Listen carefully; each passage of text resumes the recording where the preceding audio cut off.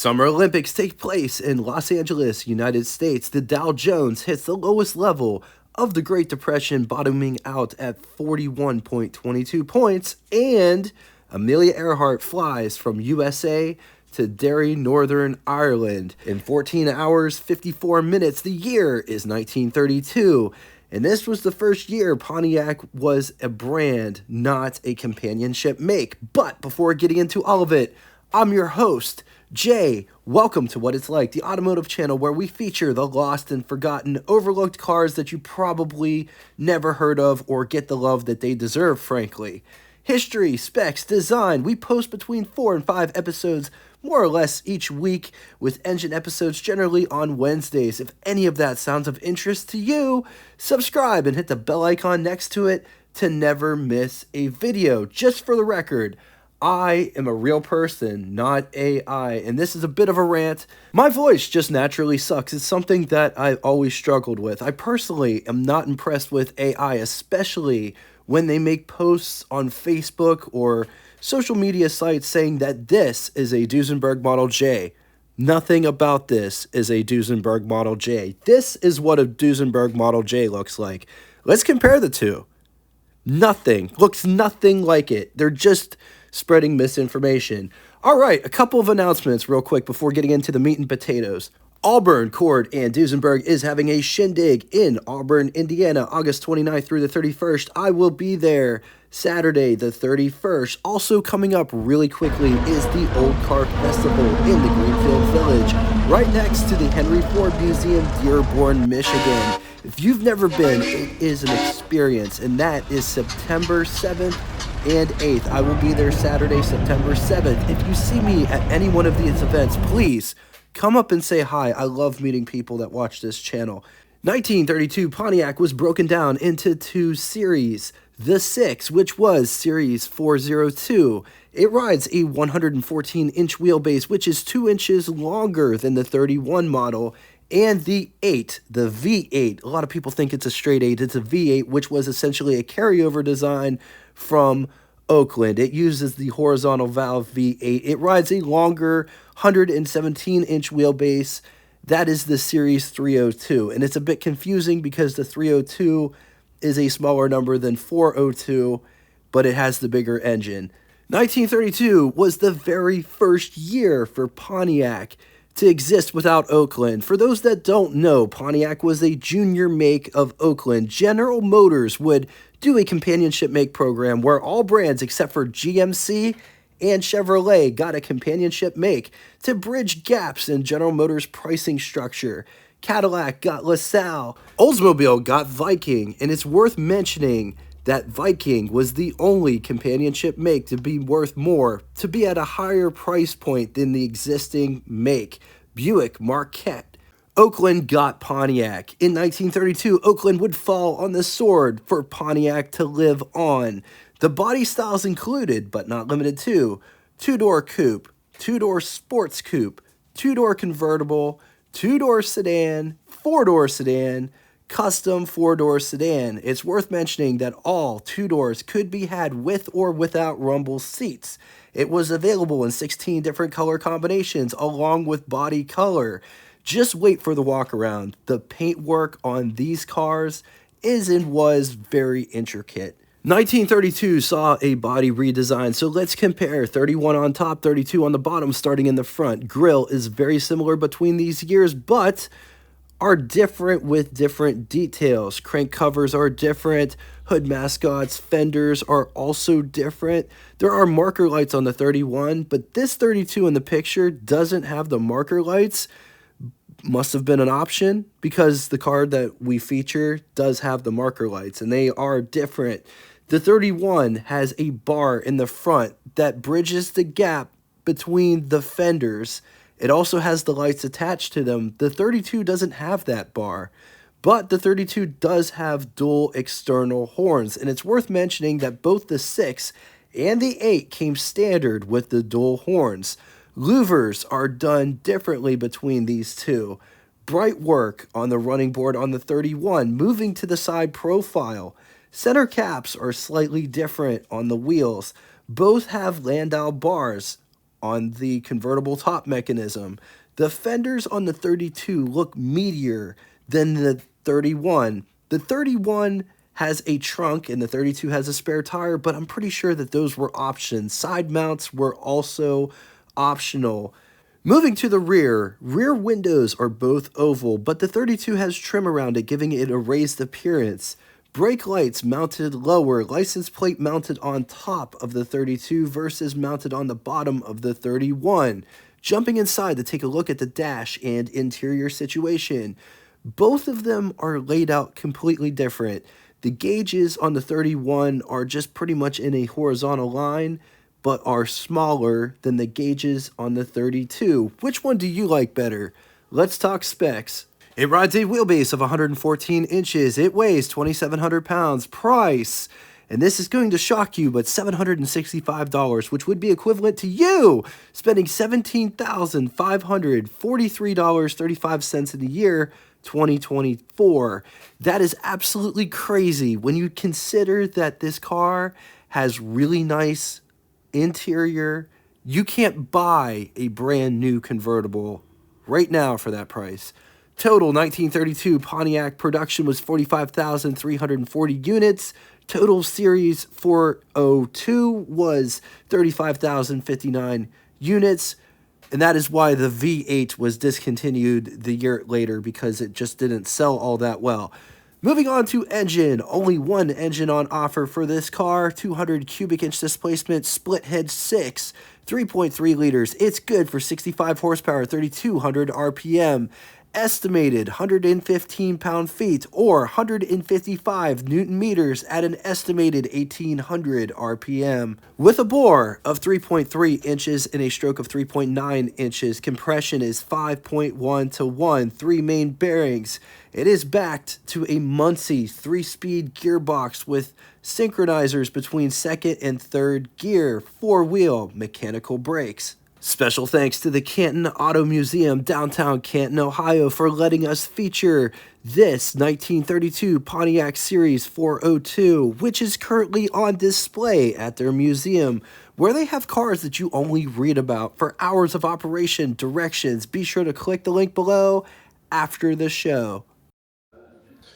Let's talk styling. Just look at all of this intricate pinstriping going on. There's fender marker lights.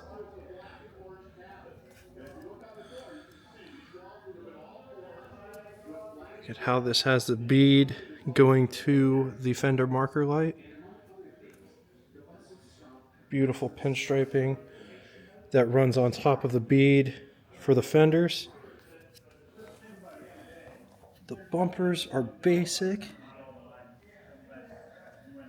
Just look at how elegant everything else looks. How the bumpers are connected. You have this negative space in here.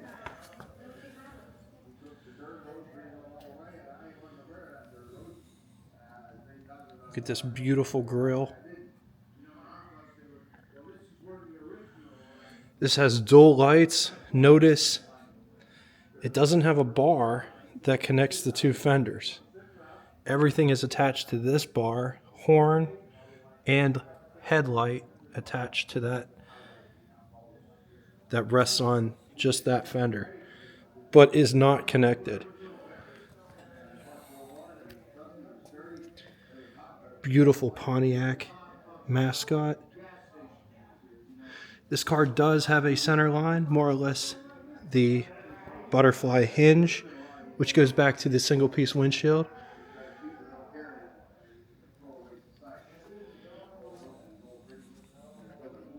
Here's a better look at the headlight bucket, as well as fender light. This one has side vents and or louvers for heat extraction. Beautiful side mounts. Just look at the paintwork on these side mounts. It's held on by this clamp.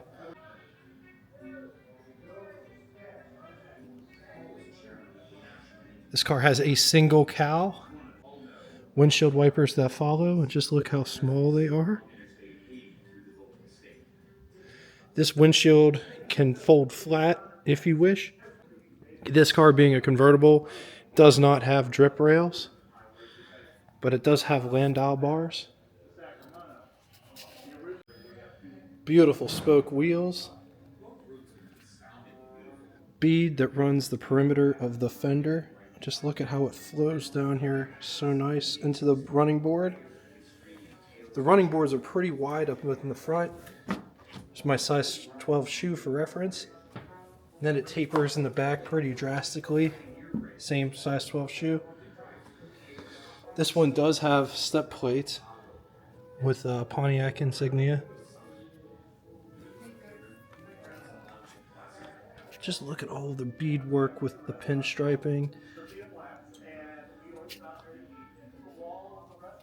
The rear fender, and it kicks out. The rear bumper matches the front bumper. Also notice this one has turn signals, aftermarket. They have these little visors on them. Brake lights. Gas tank. This one has a rumble seat and a trunk.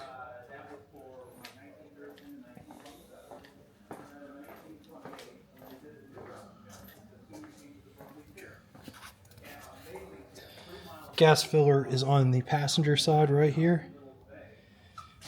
This is a step pad to get into the rumble seat.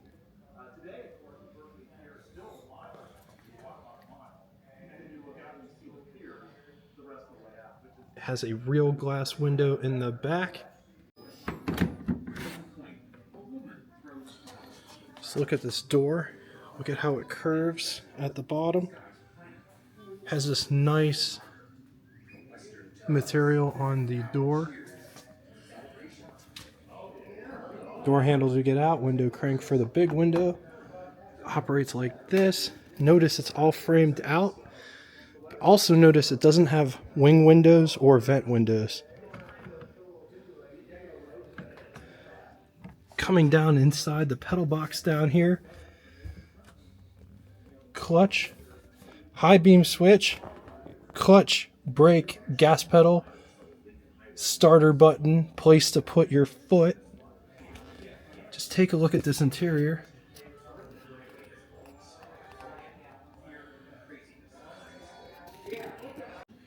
This is how much space one would have to get inside. It's also worth pointing out that that's how much space you'd have to get your feet past.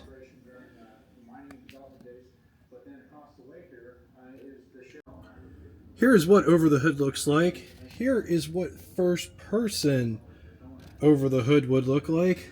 On to the button switches and knobs, starting on the left and moving right. Ride control, which adjusts the shock absorbers. On the fly. Headlights, 90 mile per hour speedometer, which I absolutely love the font used.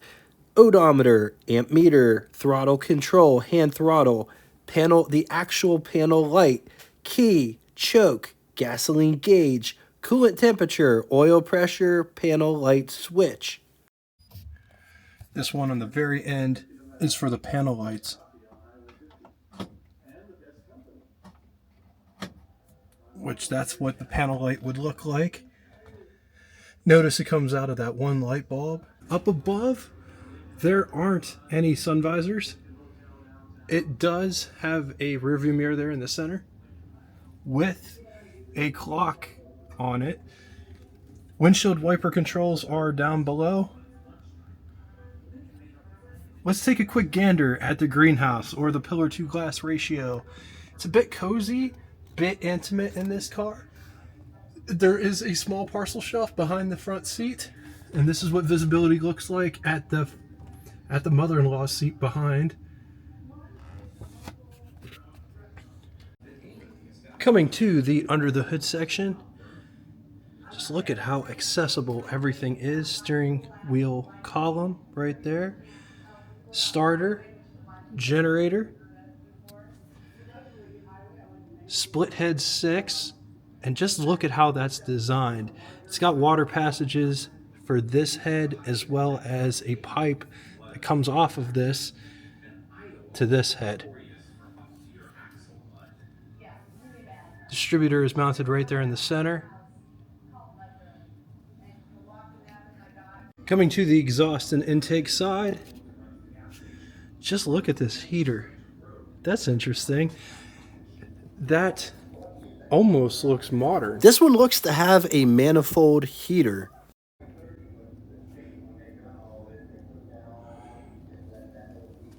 This has a updraft carburetor with an air cleaner attached to it.